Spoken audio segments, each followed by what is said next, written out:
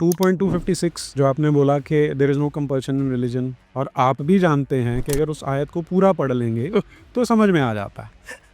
वो पूरी आयत ये कहती है कि there is no compulsion in religion because there is only one true religion. हाँ, तो फिर कंपल्शन की बात ही क्या हुई? एग्जैक्टली। और जो है वो तगूत को जानते हैं, तगूत मतलब वो शैतान। शैतान का, हम्म वो सब समझते हैं कि there is only one religion. अब इन पे जो फैक्ट्स के आधार पे जो एलिगेशन लगता है वो होता है कि जो हमारे देश में मुसलमान हैं उन्हें तलवार के जोर से कन्वर्ट किया गया, और जिस दिन इन लोगों का ज़मीर जाग गया उस दिन इस्लाम की दुकानदारी हमारे देश में तो बंद हो जाएगी। और ज़मीर को दबाए रखने के लिए बहुत सारे हाँ, तो तरीके हैं। दबाए रखने के लिए वन ऑफ द वेज है कि there is no compulsion in religion.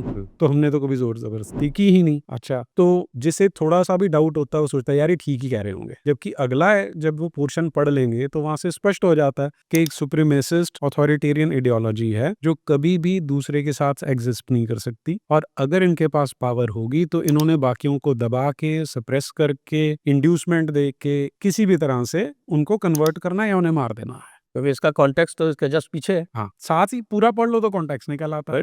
हाँ, अभी पीछे चलिए। हाँ 255 क्या है? हाँ आयतुल कुर्सी। हाँ, और तो उससे एक स्टेप पीछे चलिए, 2.54 में आ जाइए कि जो काफिर है by the very fact, इप्सो facto वो जालिम है। अब हमारे यहाँ जालिम किसे बोलते हैं कि जो कोई एट्रोसिटी कर रहा है, लेकिन आप और मैं क्योंकि एग्जिस्ट कर रहे हैं, हम हैं, by this virtue, by this fact ही हम जालिम मान ले जाते हैं जो कुरानिक वर्ल्ड व्यू है उसमें।